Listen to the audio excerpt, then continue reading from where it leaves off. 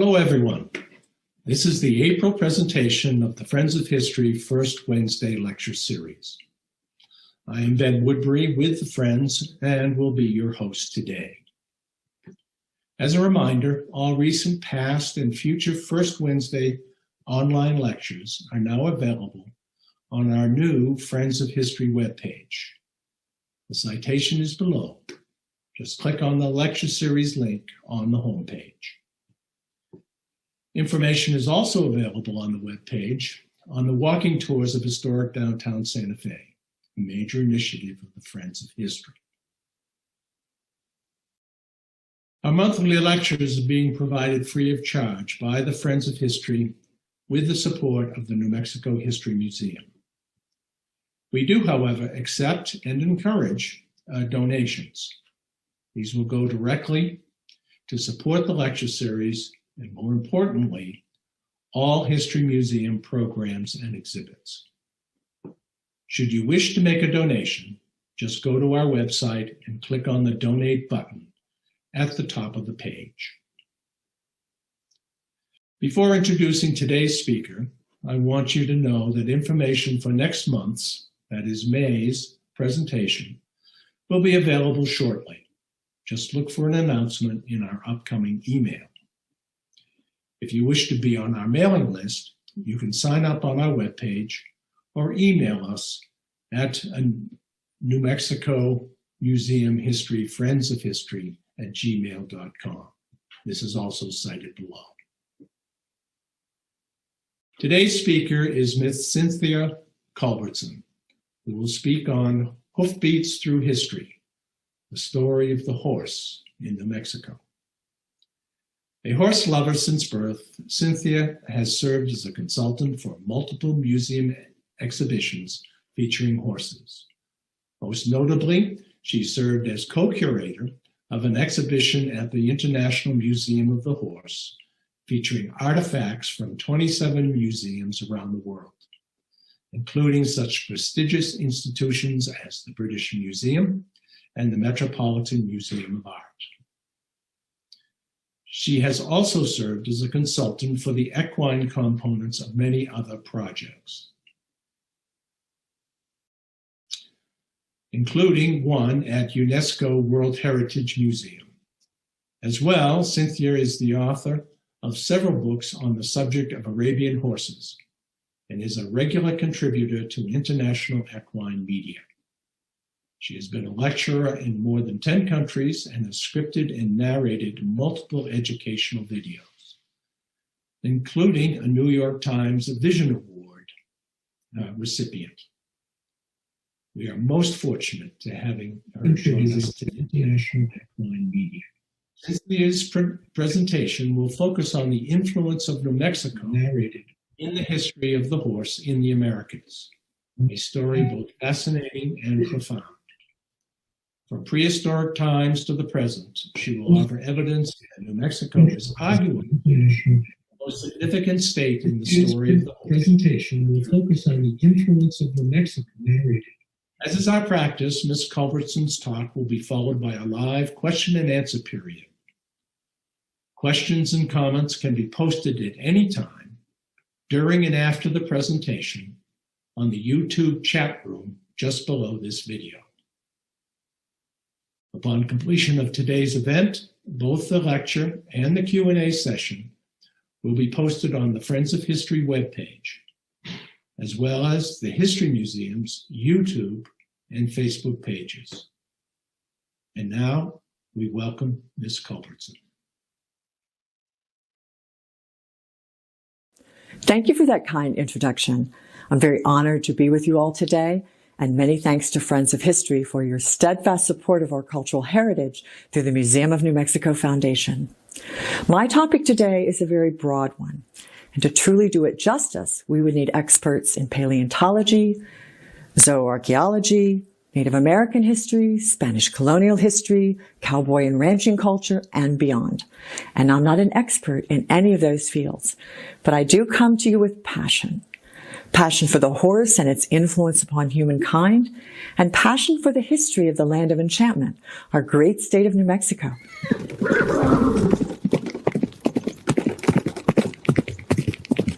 If we stop and listen to the echoes of New Mexico history, we're certain to hear hoofbeats and the sound of neighing. And I believe when it comes to the story of the horse, we can build a good case that New Mexico is the most influential state in the nation. So today I'd like to explore a little bit of that history with you.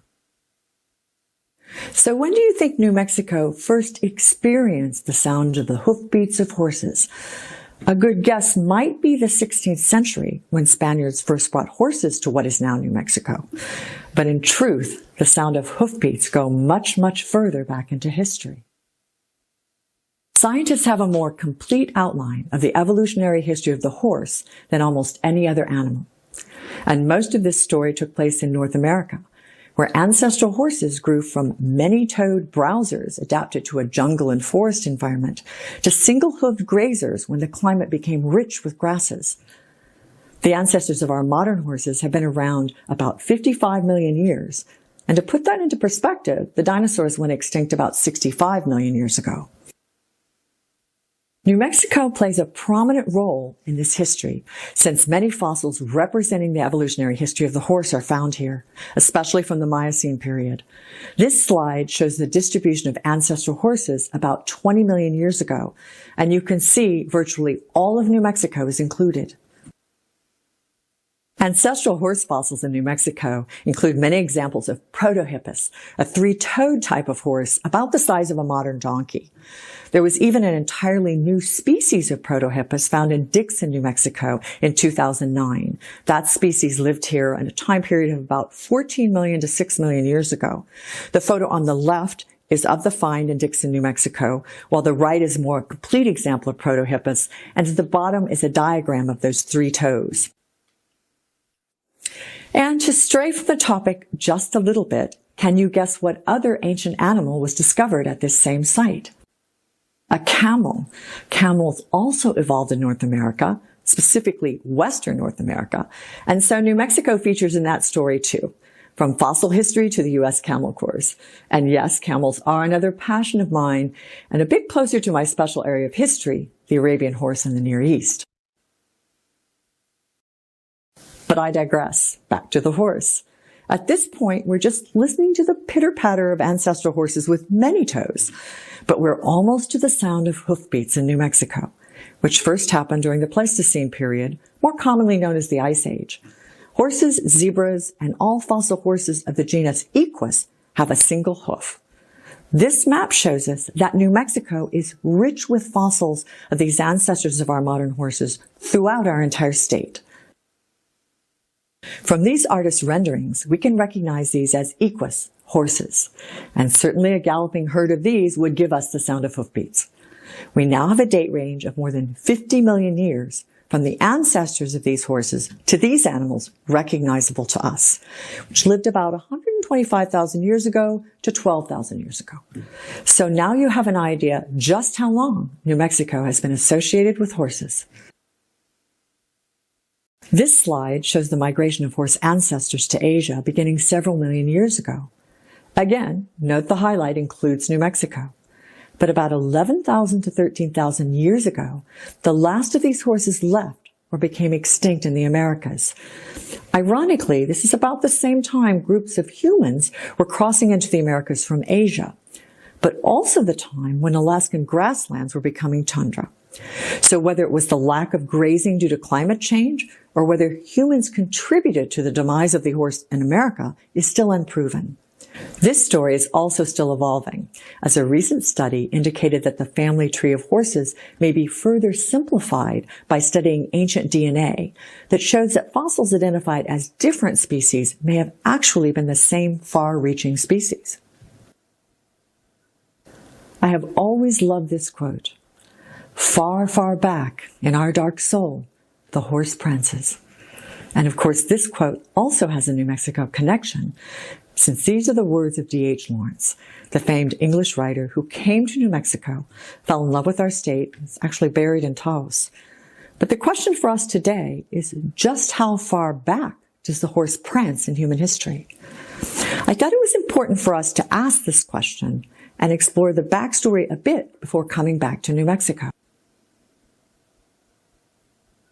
These cave paintings in France date to about 25,000 years ago. And from the exquisite beauty and spirituality of this art, it is apparent that humans were already in awe of the horse.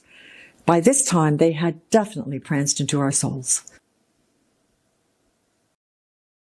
From the arrows shown here, that horses also pranced into our stomachs, an important source of protein. And if you order a sandwich in parts of Europe today, that may still be the case. But how and when did that picture change from being just a source of food to becoming perhaps the most important domesticated animal in all of human history? While horses may have been domesticated at more than one site, there is much evidence for horse domestication in the steppes of Central Asia, particularly the bow tie culture of Kazakhstan. I've been privileged to work with zooarchaeologist Dr. Sandra Olson on a number of projects, and she's been heavily involved in research regarding horse domestication. Dr. Olson believed that studying humans would be just as important as studying ancient horses. When it came to domestication, of course, human lives would show evidence of change when they began to partner with the horse. To that end, they discovered remnants of corral posts in Kazakhstan, consistent with keeping large animals inside. But the most conclusive evidence came when the contents of this pottery was examined at the molecular level by scientists in the UK. Can anyone guess what they found? Mare's milk. So why is this evidence that the horse had been domesticated by this time, about 6,000 years ago? The answer is pretty simple. How could you milk a wild mare? Interestingly enough, even until today, the Mongolians of the Asian steppe milk mares, ferment the milk, and make an alcoholic beverage called kumis. I have tasted mare's milk, which is actually very sweet, but I've never tasted kumis, although I've heard if you're not used to it, it can be pretty awful. But this has led to my own theory about the origins of horse racing. I believe it probably happened when a couple of these bow tie horsemen were sitting around and drinking a little too much kumis, and one said to the other, "I bet my horse is faster than yours." Boom, world's first horse race. Can't be proven, but I think it's a pretty good theory. Beyond that, of course, the domestication of the horse was a pivotal point in human history because it revolutionized hunting, warfare, transportation, and agriculture. So when did the first modern horses come to New Mexico? Or maybe we should say, when did the sound of hoofbeats return to New Mexico as horses came home to the land of their ancestors? The answer is still pretty impressive.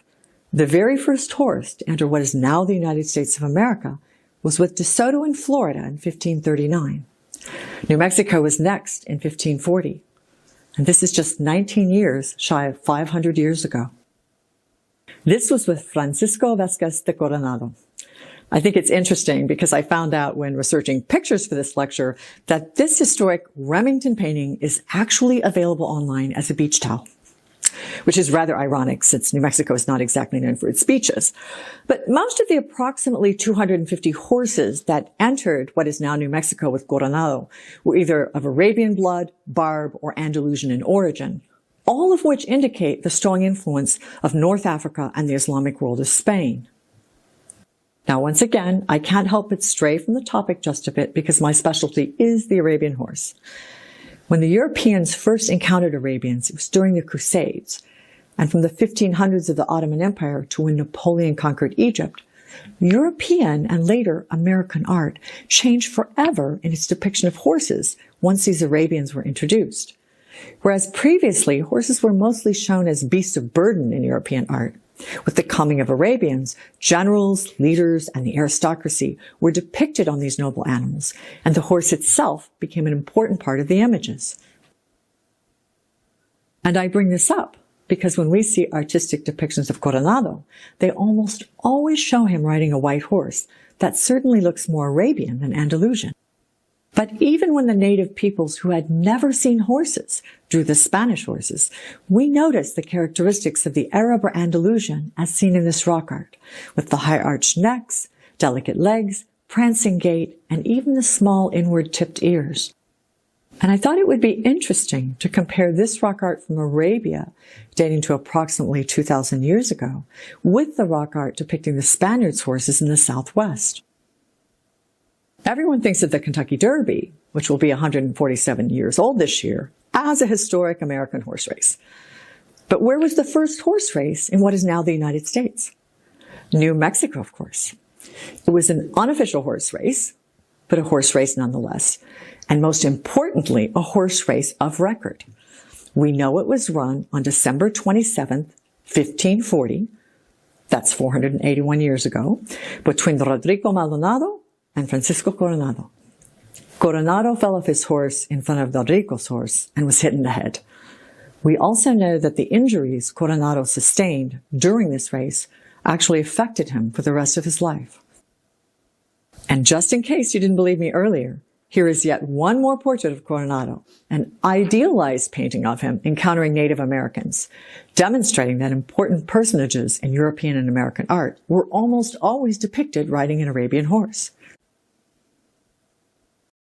Don Juan de Oñate is also very important in New Mexico horse history, since he brought so many horses into the state. And although his graffiti shown here is the beginning of the 17th century, he was actually in New Mexico accompanied by 1,500 horses by the late 16th century. Now here's an interesting story. In 1599, during the month of October, a patrol that was going to Zuni Pueblo encountered a freak snowstorm that caused a halt to their march and forced the patrol to set up camp near Acoma Pueblo. During the evening, in the blizzard-like conditions, almost 30 head of horses managed to break out of those temporary corrals set up with the soldiers. And the next day, when it was found that the horses had escaped, the soldiers mounted a search. It was to no avail. This is the first band of horses of record in what is now the United States of America to run free, and it happened in New Mexico. After horses disappeared from North America some 10,000 years ago, where was the first foal of record born in what is now the U.S.? By now, I think we all know the answer. That's right, New Mexico. So you can certainly say that modern horse breeding in the United States began here with the Spaniards, and very soon thereafter with the native peoples who obtained them. Which brings me to what I believe is perhaps the most important distinction of New Mexico when it comes to horse history in the United States. New Mexico is essentially ground zero for the genesis of some of the greatest horse cultures known to history. I love this rock drawing because in simple line form, it depicts a moment when all was about to change forever for the Native Americans of the West.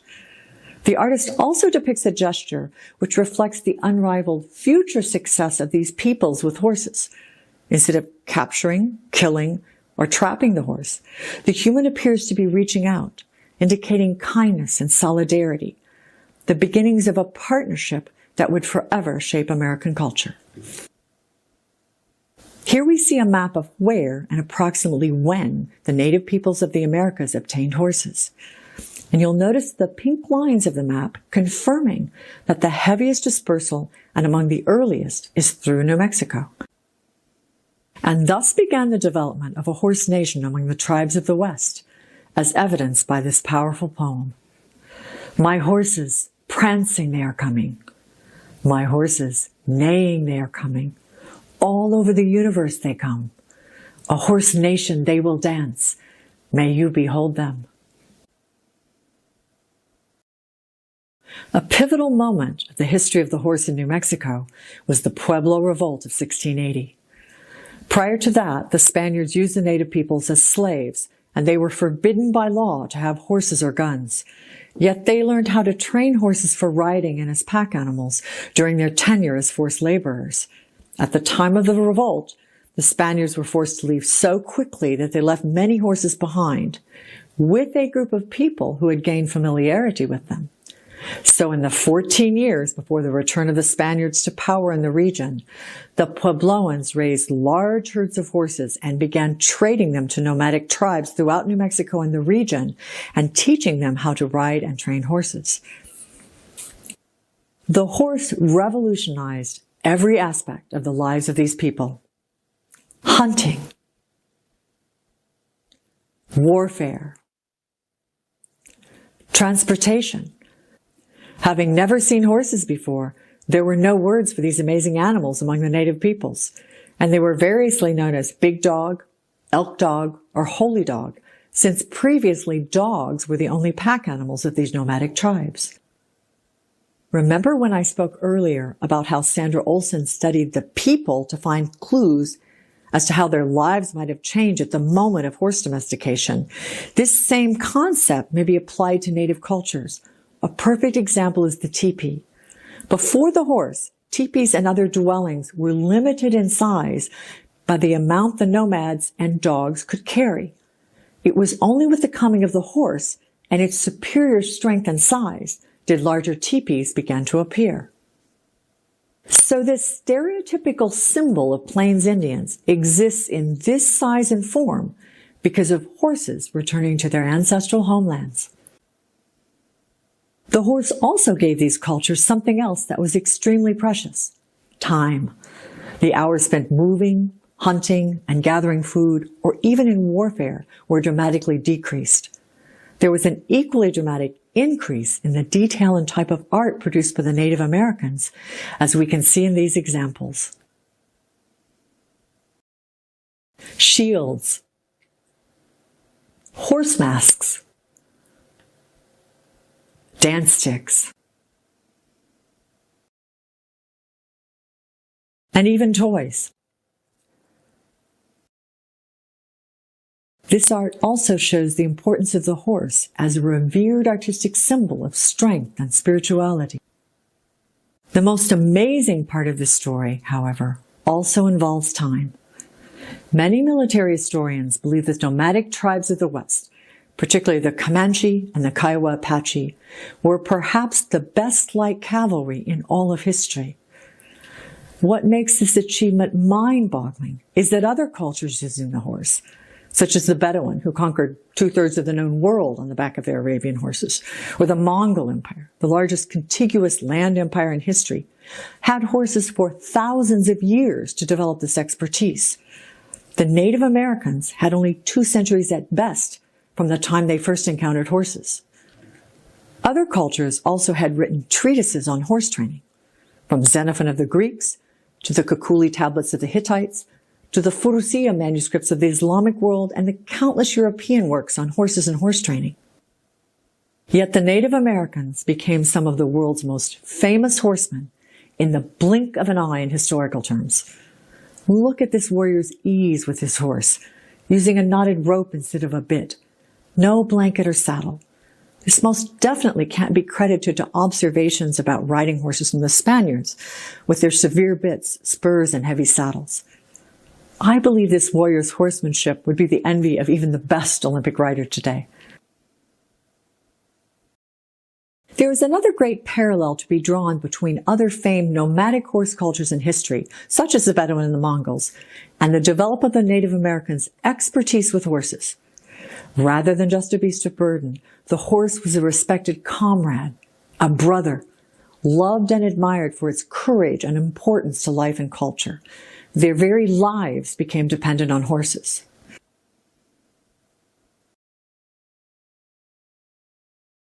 A beautiful illustration of this respect is the war god's horse song of the Navajo.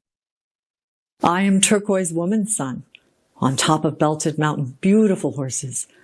My horse has a hoof like a striped agate. His legs are like quick lightning. My horse's body is like an eagle feather arrow. My horse has a tail like a trailing black cloud. The holy wind blows through his mane. His mane is made of rainbows. My horse's eyes are made of stars.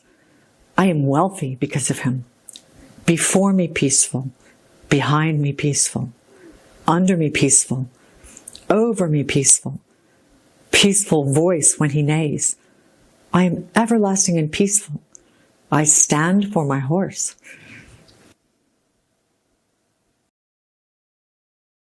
Coming back to New Mexico, if you remember the slide about the dispersal of the horse to the tribes, you notice that most of the earliest dates are to the Apache of New Mexico. 1585 for the Mescalero, 1600 for Jicarilla and Lipan, 1625 for the Chiricahua and the Kiowa Apache. While the Apache were known to eat roasted horse meat, they were also known for their amazing horsemanship. They talked to the bellies of their pregnant mares so that the foal would know their voice when born. After a battle or hunt, the horse was always cared for before the warrior ate or joined his family. They learned to ride while young, and once a bond was established between warrior and horse, no saddles or spurs were needed. They rode as one. They carefully accustomed their horses to the sound of gunfire and rewarded them with bags of grain around their necks. They selected horses for bravery and stamina and celebrated those horses that were eager to go into battle. And while I use the Apache as an example because their homelands included New Mexico, this same expertise of horsemanship was seen or even exceeded in many other Native American tribes in New Mexico and beyond. It is important to remember that daily life was improved immeasurably by the use of the horse. We must also keep in mind that it was not only the nomadic tribes who benefited from the horse, but also the Puebloans, who have a very special role in this history because they were responsible for so many other native peoples obtaining them. And, as shown by this magnificent painted hide from Taos Pueblo, Puebloan art and culture was greatly influenced by horses. And while perhaps not transformed as drastically as for the Plains Indians, horses were a source of revenue and gained a prominent position in ceremonial rituals. Santiago, the horse saint, was one of the only Catholic saints to become a part of Pueblo ritual. The influence of the Spanish game the rooster pole also became a way to display equestrian skill among the Puebloans. The Diné, or Navajo, first obtained horses by 1600 in New Mexico, and also echo the similar respect and spiritual appreciation of the horse. Despite the amazing light cavalry and astonishing rates of arrow fire by the tribes of the West, their glory days as horse nations would eventually come to an end. Now we come to the part where the neighs and hoofbeats of horses echoing across New Mexico also include the horses of the U.S. Cavalry. The U.S. Cavalry was officially established in 1861, largely in response to the Mexican-American War, the vast territories of the West, and the relentless westward expansion into Native American territory causing conflict. I have to say I do love the sentiment of this poster, which places the horse in the role of honored partner. A fascinating part of this history are the groups of African-American soldiers, known as Buffalo Soldiers, who served at 11 of New Mexico's 16 frontier forts. This wonderful image shows soldiers at Fort Stanton grooming their horses in 1887, including a number of Buffalo Soldiers from the 9th Cavalry.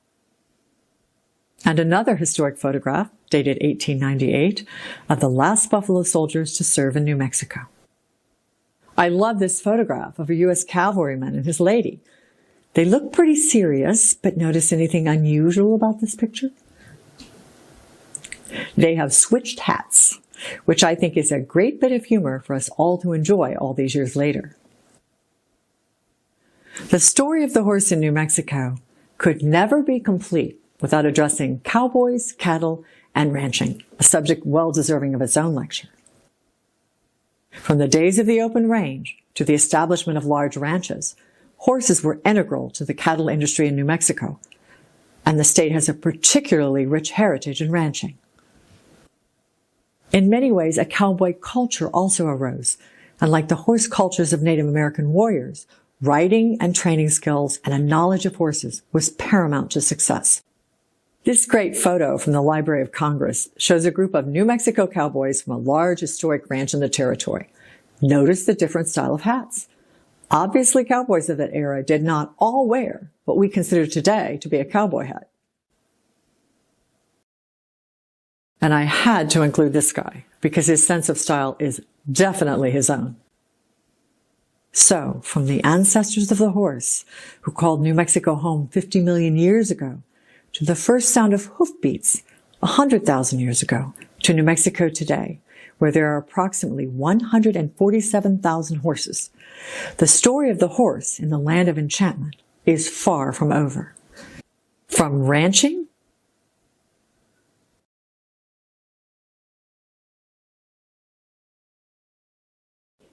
to ranch rodeo, to the horses still celebrated among the Native Americans of our region, to the many horse shows throughout the state for all breeds and disciplines of riding, to the thousands of New Mexicans who ride for pleasure. And now I'm going to conclude with yet another New Mexico first in horse history. It was in New Mexico, at Ruidoso Downs, that the world's first ever $1 million horse race was held. Today, this race, the All-American Futurity, has a purse of $3 million, making it the richest race for 2-year-olds in North America. So the next time you see a horse in the land of enchantment, remember what a marvelous story the state of New Mexico has to tell when it comes to equine history. Thank you.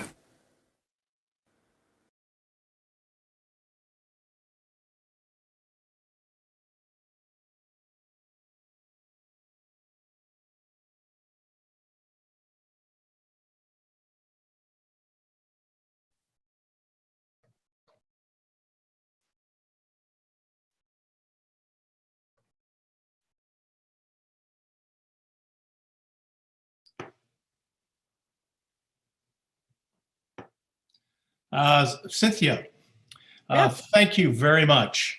You're quite welcome. I've lost my picture, but I'm here. And really want to thank you. I think we found that presentation really remarkable as you talked about the horse in New Mexico in the context not only of the evolution of the horse, but its historic relationship with man throughout, and provides a great framework for appreciating and highlighting, of course, the importance of New Mexico in the spread of the horse, which is such a fascinating story in and of itself. I noticed in some of my research that there are a number of breeds and of innumerable breeds of horses, and there's actually a colonial Spanish horse breed or set of breeds related to that, which of course with the benefits of DNA. I don't know if you've any familiar with the benefits of DNA testing in terms of identifying it. I don't know. Well, one of the audience members may have more details about this, but I know some years back, Gus Cothran, who's a geneticist, did some research on a wild herd, I think in northern New Mexico. And in fact, their DNA was very identical to the horses of southern Spain. And so the local legend was they had escaped and stayed there and kind of all bred. And sometimes those stories are just, they don't work when it comes to DNA. But that particular story proved that the DNA was almost 100% Spanish. So it's quite interesting. Yeah, I think it's wonderful. I do know that we have at least one question from Stephen Jules Rubin, one of our attendees. And he was struck by the fact that there are, in fact, Arabian horses in New Mexico. And he was wondering if there was any evidence of Lipizzaner's. Well, I think when we go back to that first introduction, the Spaniards brought some of their best horses. And if we could do the DNA on those, I know there would be a variety. Because of the Moorish influence, they did have purebred Arabians, they had their own Andalusians. I think the actual Lipizzaner is a little later in history, but he would be correct in that horses came to the Americas, which would have very similar DNA to what later Spain gave that became the Lipizzaner breed.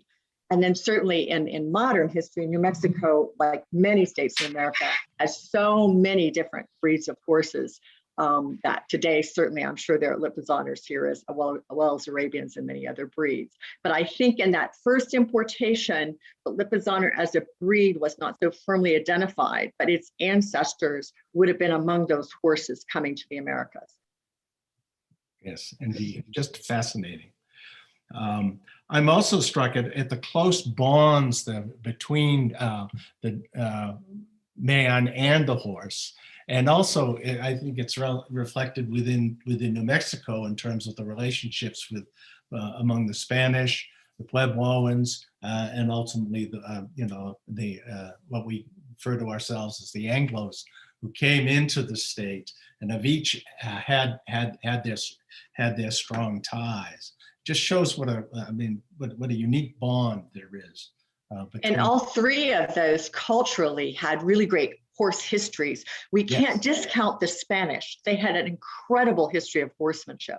They had two very ancient, distinct styles of riding, a la brida, and I think the other is a la Haneda, which was more Islamic world influence, and a la brida was the very heavy war horses they had. So they came with a tremendous knowledge and ability with horses, really famed throughout Europe. And you're right, then we have the Native American, and then we have the whole ranching. So each of those could deserve their own lectures and books about the cultural influence of horses in that. Right. All right. Kathleen, any sense of any additional questions?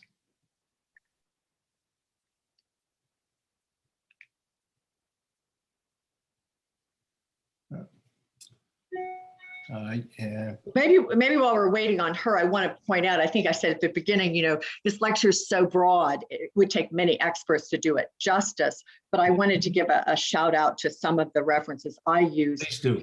That wonderful chart of the disbursement was from Ned and Jody Martin, they're of Hawk Hill Press. They have very beautiful books on horse tack and Native Americans, really visually stunning books, and have done a lot of research on the subject. I think a good one too is Song for the Horse Nation, which is about the influence of the horse on Native Americans. And then there are a lot of books about Spain and the culture of the Spanish with horses as well. So if anybody out there is interested more particularly in one of these cultures, there's a lot of great references out there. Yeah, well, that's wonderful. I appreciate that, and I'm sure there will be. Well, I think that's it for us. Did you have any other further thoughts before we say goodbye? Well, I think it's fun for everybody in New Mexico to realize that this state really does have a special relationship with the history of the horse. So just think about that next time you drive by a field of horses. Yeah, indeed I will. So, well, thank you, Cynthia. Really appreciate the presentation. I think it really does capture the spirit not only in New Mexico but of the horse, in general.